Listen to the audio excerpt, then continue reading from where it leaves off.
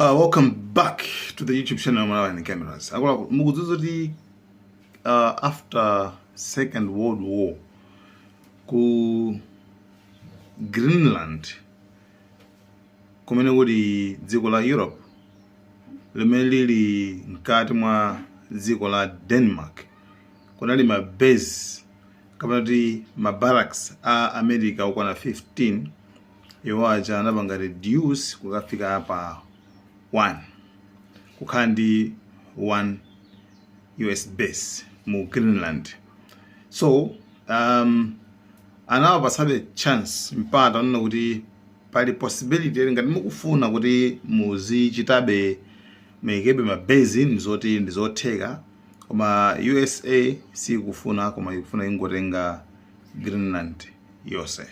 So ilo ndi dziko lina la Denmark limene lili ku Europe. So zimene zikutanthauza kuti USA ikufuna ipanga invade, ikufuna ithire fire dziko lina lomwe lili membala wa NATO. Remember kuti NATO ndi kabungwe kaja ka asilikali kamene maiko angapo 32 ali menemo kutetezana.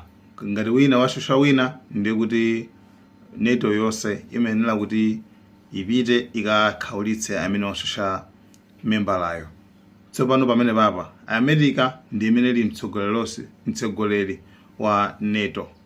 Pamene pa funso ndikumati kodi ino ndi zikhala bwanji chifukwa kutengedwa kwa Greenland kuti Trump afuna atenge Greenland sikuti afuna atenge ndi kukondwera kwa Denmark. Denmark si kukondwera. Denmark, even Prime Minister wa Denmark wayankhula kunena kuti Trump akamapanga zinthu zakezo zonena kuti afuna atenge Greenland. Actually azikhala serious kwambiri chifukwa this is not on. This doesn't add up. Ndizosamveka kuti andipange invade. Greenland ndi yathu ifeyo a Denmark. So pa kupeza kuti pali kusamvana kwenikweni pomwe kuchitika kumbali ya maiko aku Europe maso even NATO kumene ndi America. Tiye ndipite ku UK. Prime Minister wa UK nayenso wabwerizaso statement yomwe kuti Greenland is for Greenland. Palibe kuti wina wanga abwera azatenge dziko loyayi. Ndiyeno kusenza wene kuti apapa pachitika chipwirikite.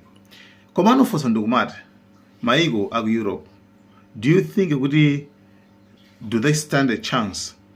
Do you think when iwo angaimenazo for nthawi zonse amakhala anthu ongolondola like my blind followers kumango America kali mwakuti iwo amangolondola. Anyway, anthu ambiri akhala kuchenjeza Europe. Nthawi zambiri zaka zambiri anthu akhala kuchenjeza Europe kuti Trump kama kuti not Trump as such koma America sinzako dalilika sungamkhulupirire, you can't trust her, right? Komano vuto ndilona kuti Europe simamvera zimene apanga maiko ena athaso kuzako pangani pamene sopano ayamba kuzindikira. Dear President Trump, listen very carefully. Greenland have been part of the Danish kingdom for 800 years. It's an integrated part of our country. It is not for sale. Let me put it in words you might understand. Mr. Trump, fuck off. Kuti madito America is unreliable. So tamvera na statement ina imene imatuluka chaku NATO kumweko. NATO doesn't work. NATO's commander, American. NATO's intelligence, American. NATO's weapons, American. At best, the US is unreliable. Yeah. So how can we make NATO work for Europe? Palibe chimene angachite. Palibe chimene mungachite. Chifukwa chani? Member wamene president wa NATO, wamkulu wa NATO ukhala ku America. Commander wa America. Zida za ku America. Like iniyo mungapangitana. Palibe. and Trump Greenland yo choyambirira akufuna kuti apange negotiate like most of the times Trump sakufuna kugula chifukwa atamfusa bankhani kuza ndi ndalama kuti mufuna mugule ndalama zingati dzikolo iye wana kuti sindikamba kayeza ndalama panopa koma no pali njira zimene tifuna tigwise ntchito koma akakana ma negotiations akakana zokambirana that means akuti iwo agwisa ntchito force agwisa ntchito military. Prime Minister wa Denmark wana kuti ngati zitatero ndekuti ife tisiya china chilichonse. That means NATO tituluka like tituluka m'mayiko ngati tituluka mu zinthu ngati zimene zizi. Denmark neighbor wa Russia kumene kuna kugwira mabomba kucha kumene ankatayama kuti makuti. By the way, kugwidwa kwa Nicolas Maduro Zelensky anali munthu wokondwa kwambiri ndipo anazayankhula mawu kuti I think Trump akudziwa zoyenera kuchita after zimene zizi like akudziwa kuti akuyenera kuti atani meaning kuyenera kuti Trump akuyenera akamutenge Putin akampange zimene ampanga Maduro. So the response yankho limene anapereka Trump. President Zelensky said that he was watching with the rest of the world as you made this order to go and capture Nicolas Maduro. And he said, if that's how it works with dictators, then the United States knows what to do next. Sounds like he wants you to go and capture Vladimir Putin. Would you ever order a mission to go and capture Vladimir Putin? Well, I don't think it's going to be necessary. I think we're going to have I've always had a great relationship with him. I'm very disappointed. I settled 8 wars. I thought this would be in the middle of the pack or maybe one of the easier ones. And I don't know if you know, Peter, the last month, they lost 31,000 people, many of them Russian soldiers, and the Russian economy is doing poorly. I think we're going to end up getting it settled. I don't think that's necessary. I don't know what means of for Putin in the friend ndithu chabuluwa anabanga disappoint koma no that is sitting abanga zimene zonso. Right? So there. So now you got it. Mutakuona kuti chikuchitika njani apa. Pompa ndimakamba nkhani okhuzana ndi Taiwan akuti ai China itakupanga zimene ingapange kumene kuchako.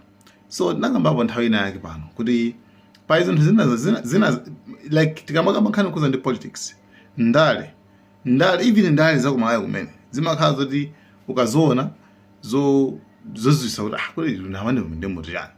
Like you can be guys shocked, mutakukhala very shocked kuona zoti anthu ambiri like also ma politicians ose amajira mbali imodzi. Ma politicians ambiri nkhani basi ndo anthu omvana kwambiri simungakhulupirire kuti awasapeze kunyumba kwawo kuti awakucheza simungakhulupirire zimene zonso.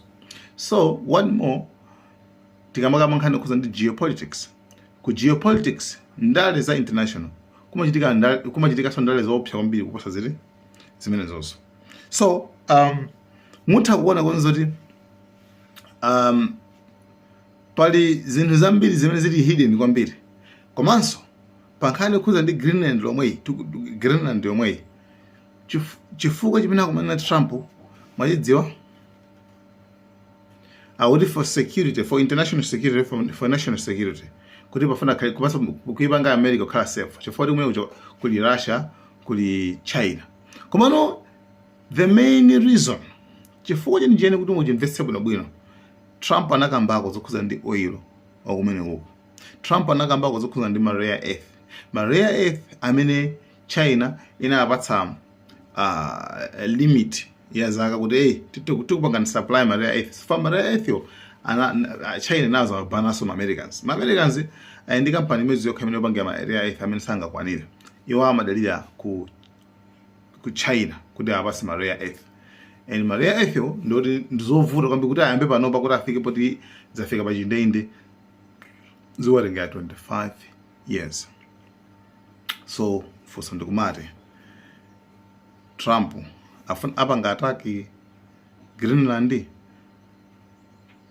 You see, the thing is Trump akumagwisa ntchito kaumwe ka ugangster mwina anthu sakupesa kuti ka ugangster kuti amaupheza koma kumakhangatiso kuti kwina kuso munthu ndi choice amako mezi muchitika za Maduro kumakhangana akumaupheza apa issue ya Greenland akuti yeah mukapata tikapanda mvana bwino ndikuti yani ndoti tikumenyani nkhondo like iwo like Greenland ifune safuna Denmark ifune safuna koma ikuyenera kupereka Greenland manja mwa America. So yeah, that's it. By the way, chiwerengero cha anthu omwe ali ku Iran chafika pa 62 pamene ndithu mademo akuchitika kwambiri.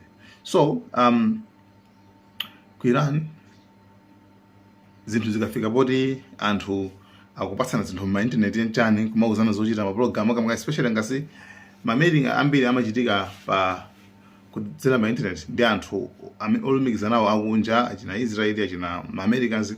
So Iran imazafika point oti imazimitsa internet, akazimisa internet kenako amano ndikuti simuranso ndoti simuzilumikizana. So yeah, ndiye patali pano azimisa ndithu internet ku Iran ko komabe still mademo be ndithu akupitirirabe kupita kuchitsogolo. So guys, thank you so much. That's the update. Mwana wenu cameras.